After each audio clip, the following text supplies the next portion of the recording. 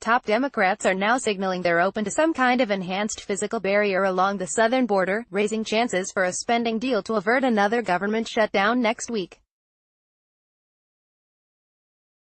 Negotiators emerged Wednesday from a closed-door meeting with border experts to say they believe there is a role for additional fencing of some sort, though the details remain to be worked out. "We can probably get there on some sort of enhanced barriers with local input," said Rep. Henry Cuellar, Texas Democrat. That's a reversal from the last few weeks, when top negotiators had said they would not allow any money for new barriers to be included. At the same time, Mr.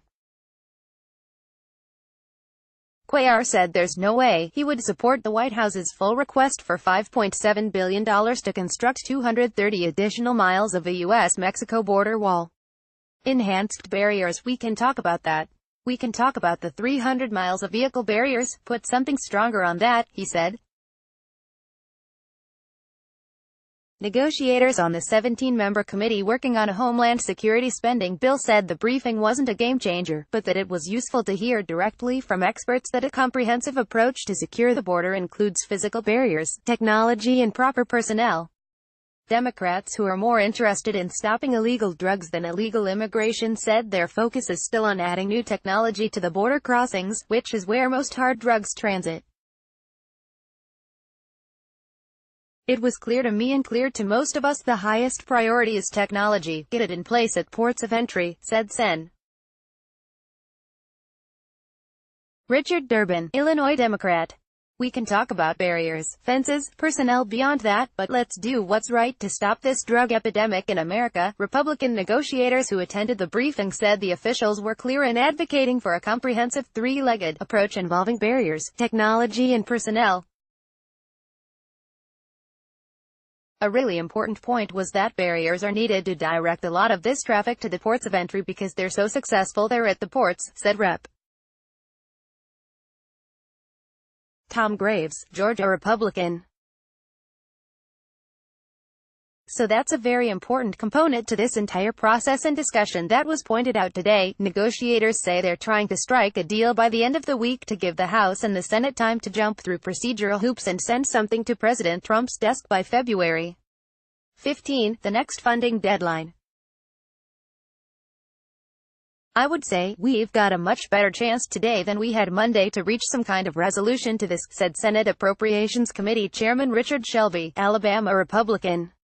But the two wildcards in the equation are Mr. Trump and House Speaker Nancy Pelosi, who have gotten off to an acrimonious start this year with their shutdown standoff that forced the delay of Mr. Trump's State of the Union address.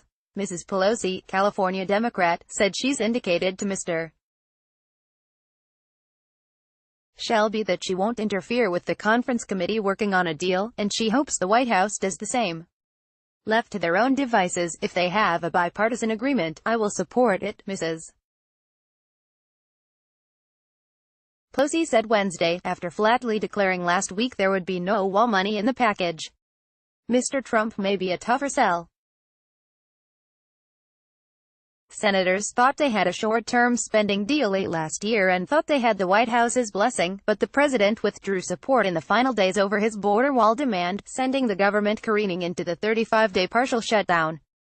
The administration has said Mr. Trump is willing to negotiate his $5.7 billion wall money request, but says he must have some cash for fencing. Mr. Trump has said he could orchestrate another shutdown or declare a national emergency to get around Congress and build the wall if negotiators don't come up with a package he likes.